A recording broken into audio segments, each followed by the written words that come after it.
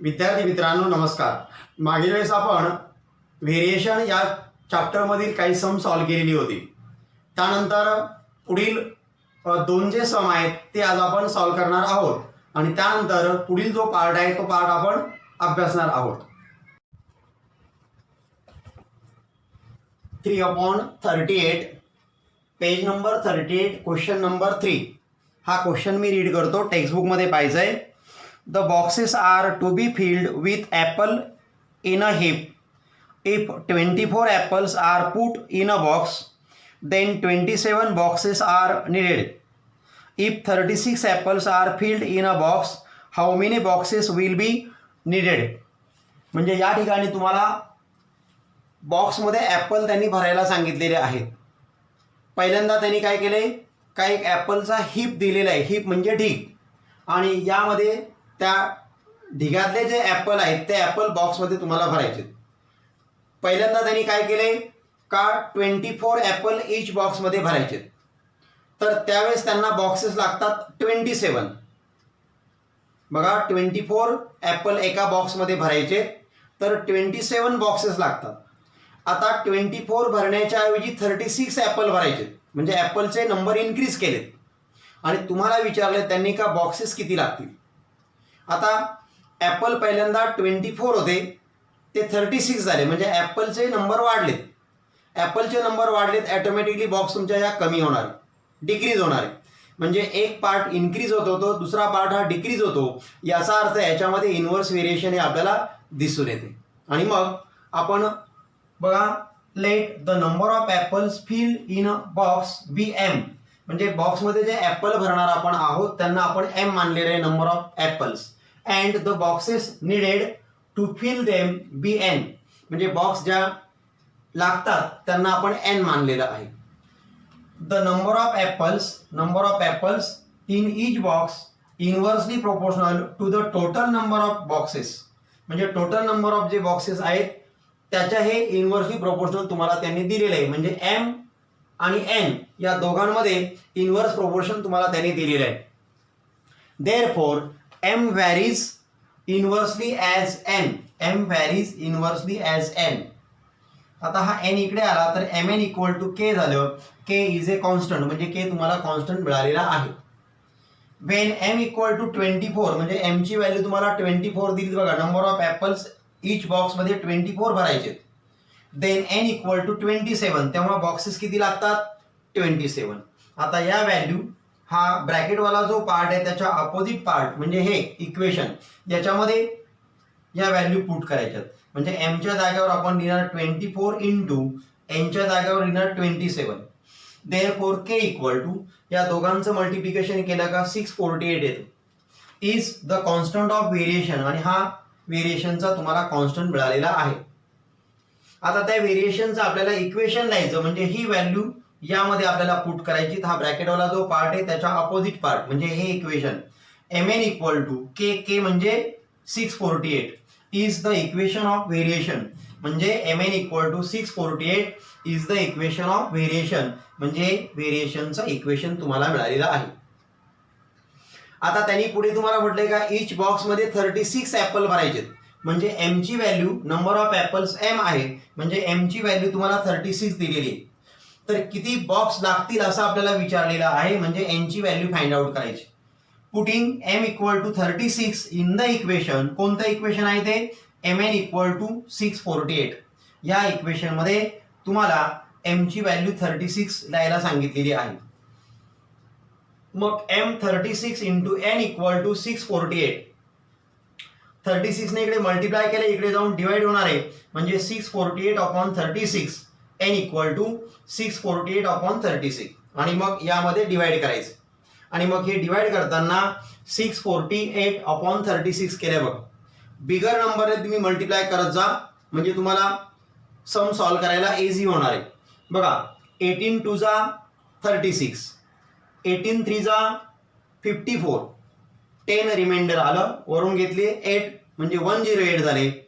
आणि 18 6 जा 108 म्हणजे 36 अपॉन 2. 2ने 36ला डिवाइड करायचं. 2 ने डिवाइड करणे म्हणजे हाफ करणे, म्हणजे 36चा हाफ तुम्हाला मिळालेला आहे 18. n equal to 18. Therefore 18 boxes will be needed. बघा या ठिकाणी ॲपलचे नंबर इन्क्रीज केलेले आहेत, तर बॉक्स या ठिकाणी डिक्रीज झालेले आहेत आणि मग फायनल आन्सर तुम्हाला मिळालं 18 boxes will be needed. Then next question 1/38. 1/38 question मी रीड करतो. The information about number of workers and number of days to complete a work is given in the following table. Complete the table. म्हणजे तुम्हाला number of workers आणि days, ते work complete करण्यासाठी जेवढे days लागलेले आहेत त्याचा हा एक तुम्हाला टेबल त्यांनी दिलेला आहे आणि हा टेबल इनकम्प्लीट आहे, तो तुम्हाला त्यांनी कंप्लीट करायला सांगितलेला आहे. बघा नंबर ऑफ वर्कर्स आणि डेज हा टेबल. नंबर ऑफ वर्कर्स 30 आहे, डेज 6 लागले, म्हणजे एक वर्क कंप्लीट करायचं आहे. 30 वर्कर्स त्या कामावरती लावलेले आहेत, तर 6 डेमध्ये ते वर्क कंप्लीट झालेलं आहे. आता वर्कर्स त्यांनी 20 घेतलेत, म्हणजे वर्कर्स डिक्रीज केलेत, म्हणजे डेज वाढणारे आणि मग 9 डेजमध्ये ते वर्क कंप्लीट झालेले आहे. बघा वर्कर डिक्रीज झाले तर डेज इन्क्रीज झालेले आहेत. एक पार्ट डिक्रीज होतो, एक पार्ट इन्क्रीज होतो. तर अशा वेळेस त्यामध्ये येणारं जे व्हेरिएशन आहे ते व्हेरिएशन आपलं येतं इनव्हर्स व्हेरिएशन. म्हणजे हे जे एक्झाम्पल आहे हे एक्झाम्पल इनव्हर्स व्हेरिएशनचं आहे, असं त्यांनी आपल्याला काही त्यात दिलेलं नाही, परंतु ते आपल्याला शोधावं लागेल. बघा let the number of days आपण डी मानलं and number of workers be n. Number of workers त्यांना आपण एन मानलेलं आहे आणि मग याप्रमाणे सेम आता या पहिल्या क्वेश्चन प्रमाणे आपण आता हे सेंटेन्स बनवणार आहोत. Therefore number of days required to complete a work is inversely proportional to the number of workers.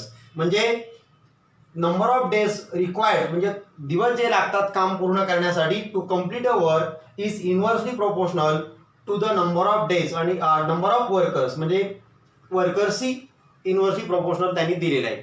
Therefore d varies inversely as n. D varies inversely as N.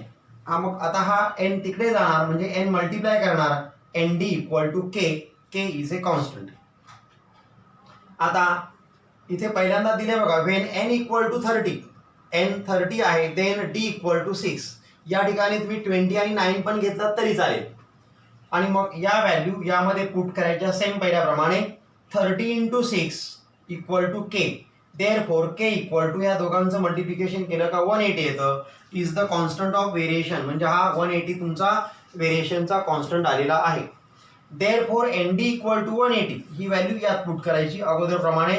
N d equal to 180 is the equation of variation म्हणजे व्हेरिएशनचं तुम्हाला equation मिळालेलं आहे. आणि मग आता ही value find out करायची, ही value find out करायची, ही करायची, म्हणजे 3 पार्ट आपल्याला आता सॉल्व्ह करायचे. त्यातला हा फर्स्ट पार्ट आहे. Number of workers find out करायचे. डेज तुम्हाला दिलेले आहेत. डेज आपण कशाने मानलेले, डे आपण कशासाठी मानले तर डी साठी, म्हणजे डी ची व्हॅल्यू तुम्हाला 12 दिली तर तुम्हाला एन ची व्हॅल्यू फाइंड आउट करायची. आणि मग first part putting d equal to 12 in the equation n d equal to 180 या इक्वेशन मध्ये पुट करायची व्हॅल्यू. डी ची व्हॅल्यू आपल्याला 12, n into 12 equal to 180. Therefore n equal to 180 upon 12 ने या 180 ला डिवाइड करा, तुम्हाला मिळतात 15. Therefore n equal to 50. Same second part मध्ये तुम्हाला ही व्हॅल्यू दिलेली आहे एन ची आणि तुम्हाला डी ची व्हॅल्यू फाइंड आउट करायची. ही n number of workers n आपण मानलेले, एन ची व्हॅल्यू फाइंड आउट म्हणजे एन ची व्हॅल्यू तुम्हाला दिलेली आहे आणि तुम्हाला या ठिकाणी डेज जे आहेत डी त्याची व्हॅल्यू फाइंड आउट करायची. सेकंड पार्ट बघा putting n equal to 10 in the equation n d equal to 180 म्हणजे एन ची व्हॅल्यू तुम्हाला 10 ठेवायची म्हणजे 10 इंटू डी इक्वल टू 180. तो 10 इकडे डिवाइड होणार आहे. D equal to 180 upon 10. Therefore d equal to 0 गेला तर डी ची व्हॅल्यू तुम्हाला मिळाली 18.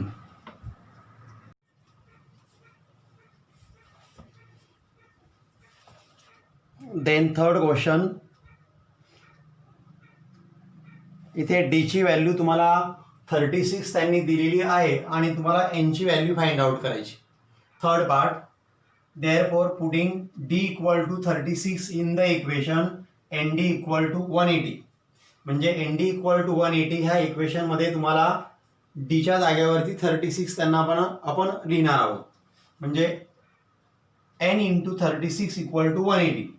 हा 36 पलीकडे गेला म्हणजे डिवाइड होणार आहे, म्हणजे n इक्वल टू 180 अपॉन 36. आणि ह्या 36ने 180ला डिवाइड केलं का तुम्हाला 5 मिळतात. आणि मग अशा प्रकारे आपल्याला हा टेबल पुढे कंप्लीट करता येईल. देअरफॉर द कंप्लीटेड टेबल, पुन्हा तो टेबल राईट करायचा आणि ज्या ज्या ठिकाणी पार्ट ब्लँक आहे तो तुम्हाला फिल करायचा. फर्स्ट व्हॅल्यू येते तुमची 15, म्हणजे इथे आपण 15 भरलेले आहेत. सेकंड येते व्हॅल्यू आपली 18 भरलेले आहेत. आणि थर्ड व्हॅल्यू आपली आली इथे 5, म्हणजे आपण ही 5 इथे व्हॅल्यू भरलेली. अशा प्रकारे हा टेबल तुम्हाला कंप्लीट करायचा आहे. याच्या अगोदर पण टेबल कंप्लीट करण्याचं एक सम आपण सॉल्व्ह केलेला आहे. देन या चॅप्टरमधील next part, time, work and speed. Time, work and speed यावर रिलेटेड जे सम आहेत ते सम आता आपण सॉल्व्ह करणार आहोत. Examples involving work and number of workers, time and speed are of inverse variation. म्हणजे वर्क कंप्लीट करायचं आहे आणि नंबर ऑफ वर्कर्स आहेत, तर जो काही टाइम लागेल ते वर्क कंप्लीट करण्यासाठी तो टाइम आणि वर्कर्स यांच्यामध्ये इनवर्स व्हेरिएशन असतं.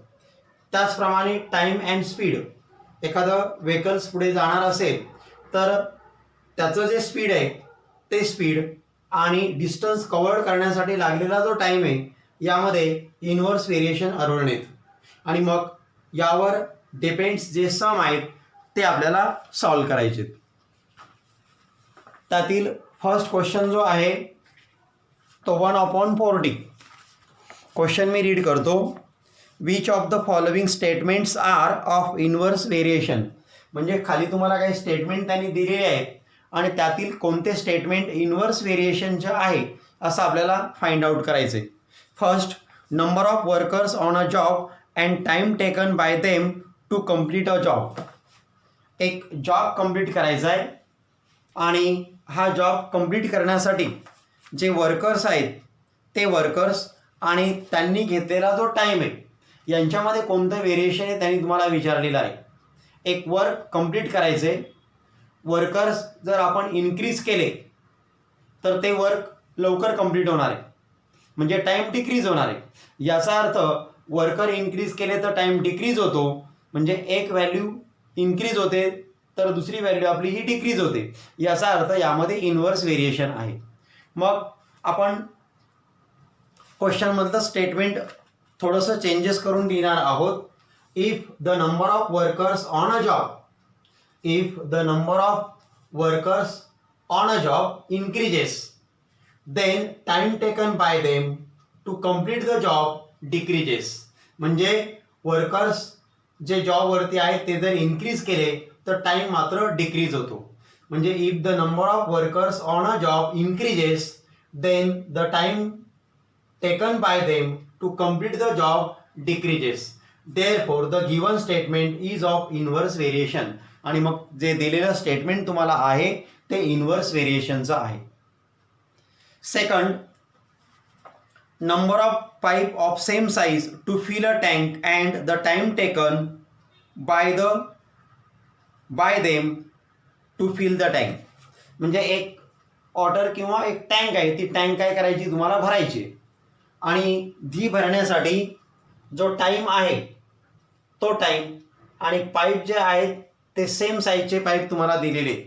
मग आता नंबर ऑफ पाईप आपण जर इन्क्रीज केलेत, समजा एक तुम्हाला टँक दिलेली आहे आणि ह्या टँकमध्ये वॉटर आपल्याला भरायचे, मग सेम साईजचे पाईप आपण समजा इन्क्रीज केले तर ती जी टँक आहे ती लवकर फिलअप होणार आहे. म्हणजे याचा अर्थ नंबर ऑफ पाईप आपण जर इन्क्रीज केले तर टाईम कमी लागतो आणि नंबर ऑफ पाईप जर आपण डिक्रीज केले तर टाईम जास्त लागणार आहे. म्हणजे एक व्हॅल्यू वाढते तर एक व्हॅल्यू कमी होते. अशा प्रकारचं व्हेरिएशन असतं ते इनव्हर्स व्हेरिएशन असतं. म्हणजे याही एक्झाम्पलमध्ये इनव्हर्स व्हेरिएशन आहे. सेम सम आपण सॉल्व्ह करणार आहोत. नॉर्मल चेंजेस आहे स्टेटमेंटमध्ये. If the number of pipes of same size to fill a tank increases then the time taken by them to fill the tank decreases. बघा, if the number of pipes of same size to fill a tank increases. Same साईजचे pipe जे आहेत त्याच्यात आपण जर आपण increase केले म्हणजे त्याच्यात आपण जर वाढ केली, then the time taken by them to fill the tank decreases. म्हणजे तो टाइम जो आहे तो टाइम मात्र मग कमी होणार आहे. Therefore the given statement is of inverse variation. म्हणजे ते दिलेलं जे स्टेटमेंट आहे ते इनव्हर्स व्हेरिएशनचं आहे. Then next, petrol filled in the tank of a vehicle and its cost. Petrol filled in the tank of a vehicles and its cost. Cost तुम्हाला त्यांनी दिलेली आहे आणि पेट्रोल त्या टँकमध्ये तुम्हाला फिल करायचं, भरायचं. मग आता पेट्रोल आपण काय करणार आहे, पेट्रोल जर जास्त असेल तर कॉस्ट त्याची जास्त द्यावी लागणार आहे. म्हणजे पेट्रोल इन्क्रीज झालं तर कॉस्ट पण इन्क्रीज होणार आहे. म्हणजे एक व्हॅल्यू इन्क्रीज झाली तर सेकंड व्हॅल्यू पण इन्क्रीज होते. आणि अशा प्रकारचं इन्व्हर्शन, अशा प्रकारचं व्हेरिएशन जे असतं ते असतं आपलं कोणतं, तर डिरेक्ट व्हेरिएशन. म्हणजे हे डिरेक्ट व्हेरिएशन आहे, म्हणजेच इनव्हर्स व्हेरिएशन नाही आहे. बघा, if the petrol filled in a tank of a vehicle increases then its cost also increases. म्हणजे त्याची कॉस्ट पण काय होते, इन्क्रीज होते, पेट्रोल जर इन्क्रीज झालं तर. Therefore the given statement is not of inverse variation. तुम्हाला जे स्टेटमेंट आहे ते इनव्हर्स व्हेरिएशनचे आहे किंवा नाही असं विचारलेलं आहे. तर हे जे स्टेटमेंट आहे हे इनव्हर्स व्हेरिएशनचं नाही आहे. हे स्टेटमेंट डिरेक्ट व्हेरिएशनचं आहे. तुम्हाला त्यांनी विचारलंय इनव्हर्स व्हेरिएशनचं आहे किंवा नाही, म्हणून आपण त्याचं आन्सर लिहिताना लिहिलंय की the given statement is not of inverse variation.